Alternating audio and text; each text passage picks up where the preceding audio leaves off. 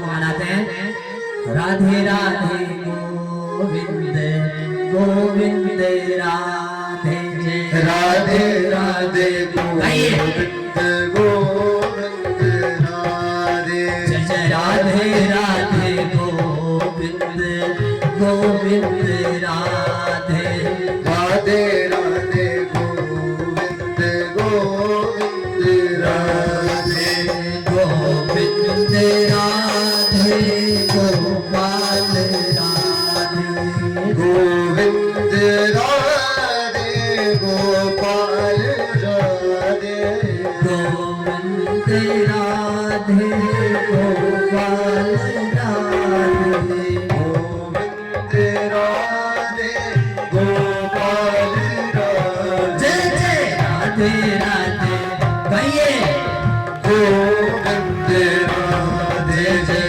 राधे राधे गोविंद गोविंद राधे गोविंद राधे गोपाल राधे गोविंद राधे गोपाल राधे गोविंद राधे गोपाल राधे गोविंद राधे गोपाल राधे जय राधे राधे गोविंद गोविंद राधे जय राधे राधे गोविंद गोविंद राधे राधे राधे गोविंद गोविंद राधे जय राधे राधे गोविंद गोविंद राधे गोविंद राधे गोपाल राधे गोविंद राधे गोपाल राधे जय राधे राधे गोविंद गोविंद राधे जय राधे राधे गोविंद गोविंद राधे जय राधे राधे गोविंद गोविंद राधे जय राधे राधे गोविंद राधे बोल राधा रमण भगवान की जय बाकी बिहारी लाल की जय हो सच्चिदानंद रूपाय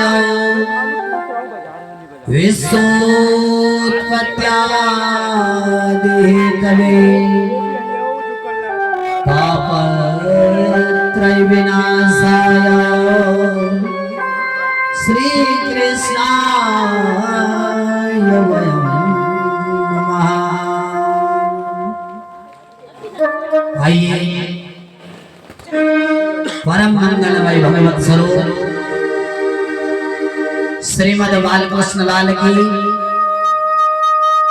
इस वाङ्मय प्रति स्वरूपा श्रीमद् भागवत महापुराण ज्ञान सप्ताह यज्ञ कई विगत वर्षों से इस नवरात्रि के महापर्व पर नूतन संवत्सर के प्रारंभ में आप सब लोगों के यजमान वर्ग विश्व परिवार की ओर से इसी श्री शैन देवता के प्रांगण रैपण पर यह कथा का आयोजन शुभारंभ किया गया है। ज्यादा न कहते हुए कथा में प्रवेश करें। सर्वप्रथम भागवत के श्लोक में बताया कि भगवान का स्वरूप कैसा है। बताया सत धन चित धन आनंद धन। ऐसे सच्चिदानंद भगवान जो क्या करने वाले हैं, समस्त जगत विश्व के पालन करता, सृजन करता और संरक्षण करता। इन तीनों के जो अर्थात कारण बने हुए हैं, जिनकी पावन शरण शरण ग्रहण करने से जीव के समस्त पाप नष्ट हो जाते हैं। ऐसे सच्चिदानंद भगवान के पाद पद्मों में हम बारंबार प्रणाम करते हैं। महाभागवत में श्री सुखदेव जी का ध्यान करते हुए चलते हैं अपने आप को नैमिषारण्य की उस पावन धरा पर, जहां 88,000 श्रोता समुदाय ऋषि मंडल बैठा हुआ है। 88,000 ऋषि लोग और सनकादि ऋषि नैमिषारण्य की उस पावन भूमि में सूत जी महाराज ये कथा सनकादि ऋषियों को बतला रहे हैं। हम भी अपने मन को वहीं लेकर चलते हैं। आज तो वैसे ही नैमिषारण्य बना हुआ है। 88,000 श्रोता समुदाय, मध्य में शौनक जी प्रधान श्रोता है विराजमान हुए हैं, जो सबका प्रतिनिधित्व कर रहे हैं। सबसे बड़े हैं आयु में, लेकिन कथा श्रवण करने बैठे हैं।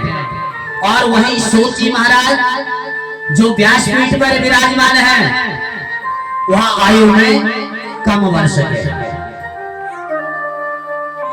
श्रोता, वयोवृद्ध होकर भी श्रोता बनकर बैठे हैं। इनकी विशेषता क्या है? कथा मित्र रसासादः कुशलो सौनको ब्रवीमि। ये भगवान का कथामृत ग्रहण करने में परम कुशल है, परम भक्त है भगवान के सौनक। भगवान का कथामृत पान करने में परम कुशल है। महान विद्वान होकर भी समस्त शास्त्रों का सार जानते हैं, सारे वेद पुराण जानते हैं, लेकिन उसके बाद भी अनभिज्ञ होकर बैठे हैं समाज में विद्वान बनने के लिए। ये बड़े लोगों की विशेषता होती है। आज शौनक जी को नमन करते हुए पूछते हैं, महाराज अज्ञान तिमिरांधस्य कोटि सूर्य समप्रभा सूताख्याहि कथा सार मम करुणा रसायन। हे सूत जी महाराज, हम लोग ये त्रिभुवन के, ये हमारे मन में, हृदय में अंधकार, घोर रूपी अंधकार व्याप्त है। ये त्रिभुवन के अंधकार को दूर करने में तो सूर्य भगवान सामर्थ्यवान है। भाई प्रातः काल सूर्य आते हैं और सारा अंधकार मिटा देते हैं, लेकिन जो हमारे अंदर हृदय में जो अंधकार है, इसको मिटाने में तो सूर्य भी सक्षम नहीं है। इसलिए हमारे अंधकार को मिटाने के लिए प्रभु कुछ उपाय बताओ। क्या? इस अज्ञान तिमिर को ध्वस्त करने के लिए सूत जी महाराज आपके पास करोड़ों सूर्यों के समान शाखाएं हैं, किरण है। उसमें से एक किरण निकाल के हमको दे दो और हमारा उद्धार हो जाएगा। हमने ये जानना चाहते हैं, ऋषि लोग कह रहे हैं कि भक्ति, ज्ञान और वैराग्य, इनको बढ़ाने के लिए वैष्णव लोगों ने क्या क्या किया। भाई ये भक्ति, ज्ञान, वैराग्य कैसे बढ़ाऊंगा? ऐसा कौन सा कार्य किया जाए जिससे माया मोह का निरावरण हो जाए। देखिए महाराज, कली, घोर कलिकाल चल रहा है। क्या लोगों की वृत्ति आसुरी वृत्ति हो चुकी है, राक्षसों जैसा व्यवहार। हर प्राणी क्लेश से आसक्त है और हर पापी प्राणी क्लेश में आसक्त है, आक्रांत है, भयाकृत है। इस पापी प्राणी का कैसे कल्याण हो? जो पवित्रों में भी पवित्र हो, जो मंगलों में भी मंगल हो, जो भक्ति का सरल साधन आपको लगता हो, महाराज वो कृपा करके हमको बता दीजिए। आपकी बड़ी कृपा हो। संसार में यदि किसी को चिंतामणि मिल जाती है, चिंतामणि का चमत्कार है, चिंतन करने मात्र से जिस भी वस्तु का ध्यान करोगे उसका प्रागट्य करा देती है। लेकिन ऐसे ही कल्प वृक्ष भी है। तो कल्प वृक्ष और चिंतामणि, कल्प वृक्ष में आप उसकी छाव में बैठकर स्वर्ग तक की वस्तु का भी चिंतन करोगे, वो उसको भी लाके रख देता है। लेकिन हे सूत जी महाराज, इसलिए तो कुछ आपके लिए दुर्लभ नहीं है। गुरु कृपा से, कृपा गुरु की कृपा मई छाया से हमें दे दीजिए। हमारा अंधकार दूर करने के लिए कुछ उपाय बताइए, जो हमको सुलभता से भक्ति प्राप्त हो जाए, ज्ञान प्राप्त हो जाए, वैराग्य हमको प्राप्त हो जाए। चिंतामणि लोक सुखम सुदृशो स्वर्ग संपदम प्रियक्षन्ते गुरुपीतो वैकुंठम योगी दुर्लभम। इसलिए सूत जी महाराज, गुरु कृपा का प्रसाद हमको भी दो। सूत जी महाराज प्रसन्न हो गए और प्रमोदित हो गए। बोले स्वर्गादि ऋषियों, आपके मन में यदि मेरे प्रति इतना प्रेम, इतना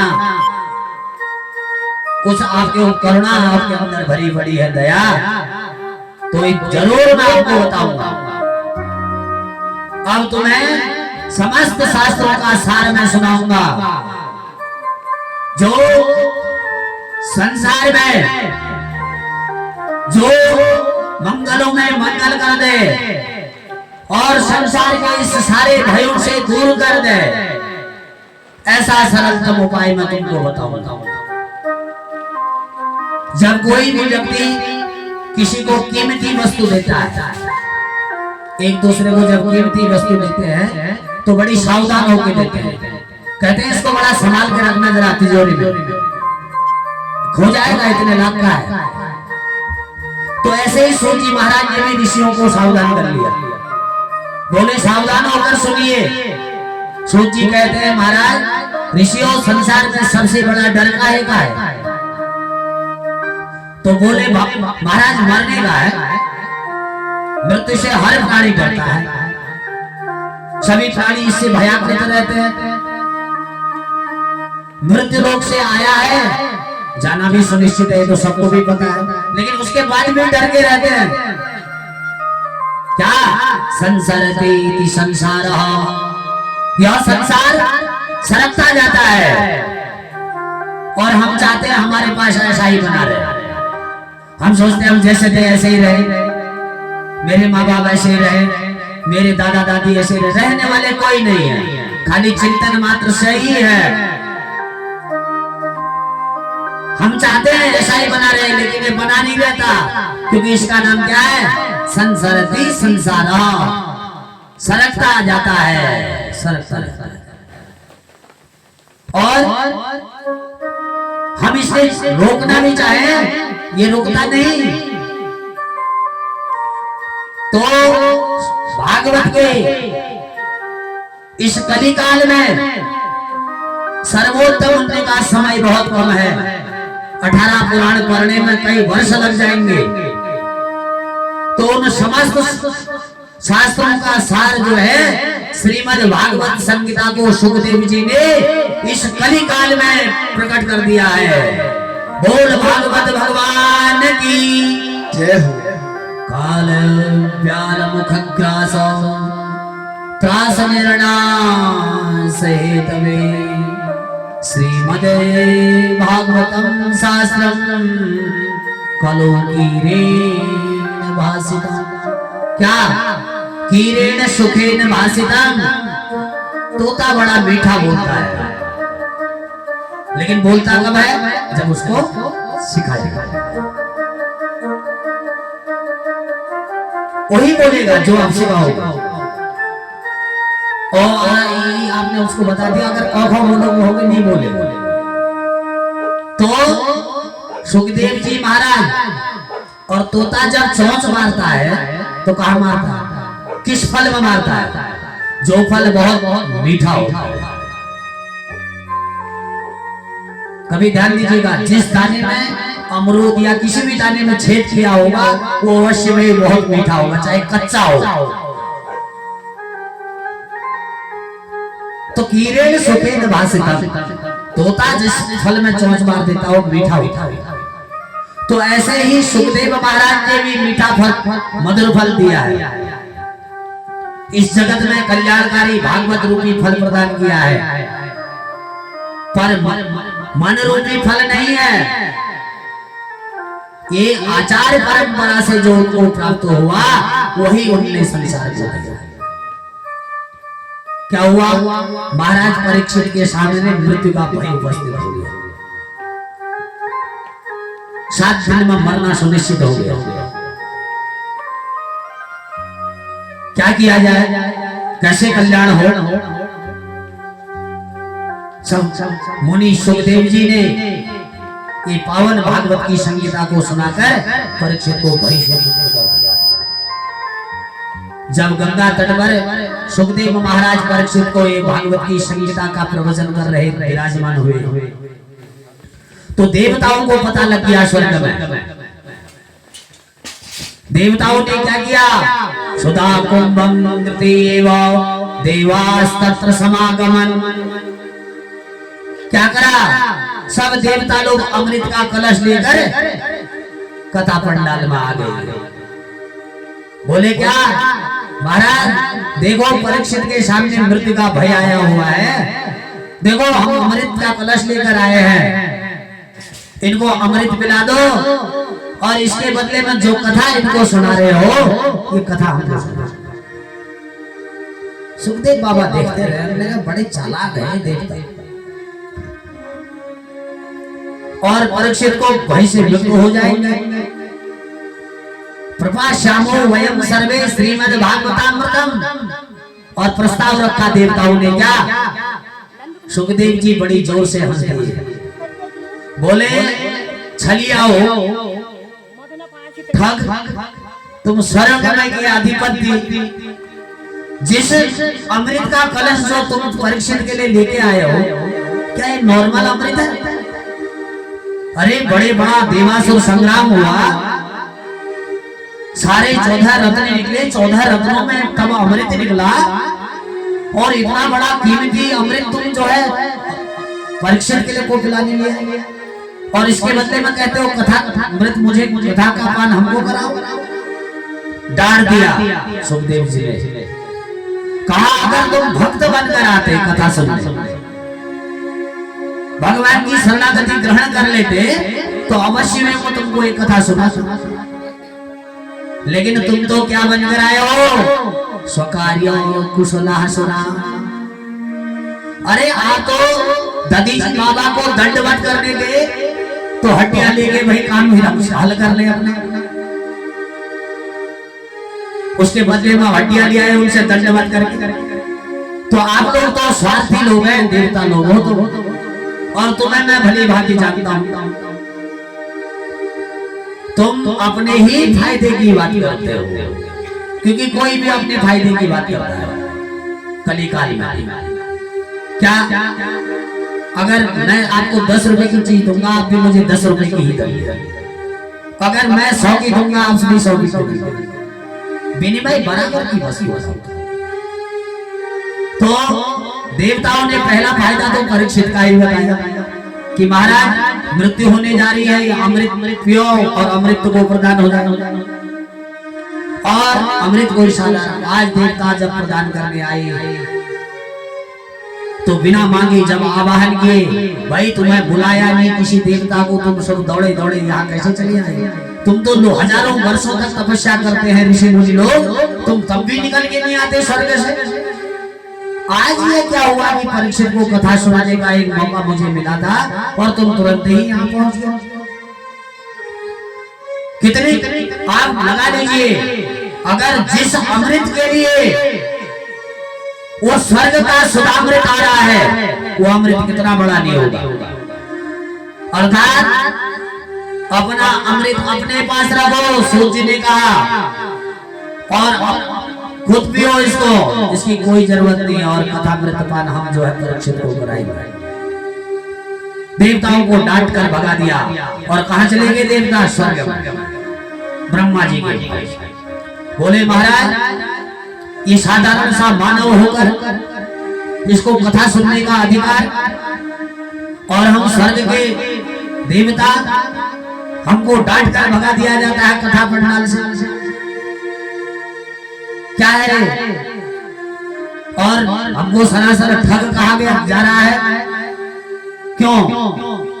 तो बोले ऐसा कुछ नहीं है, देखो वह कथा प्रतिपान केवल परीक्षित के लिए करा रहे हैं। अगर तुम भक्त बनकर जाते तो सुनाते, ऐसा भगवान ब्रह्मा जी ने भी कुछ नहीं। पुण्य का देखता हूं क्या करते हैं फिर ये। इसका पहली विशेषता बताई कथा की। बोले कथा प्रेत के लिए कोई पुण्य आत्मा हो, दुष्ट आत्मा हो, पतित आत्मा हो, कोई भी प्राणी हो, अगर ये किसी के कान पर इस भागवत का एक भी श्लोक या एक भी शब्द पड़ जाता है, इस कलिकाल में भागवत संगीता उसका कल्याण कर देती है। बोलो जय श्री राधे। ठीक हो रही कथा, समझ आ रही आपको?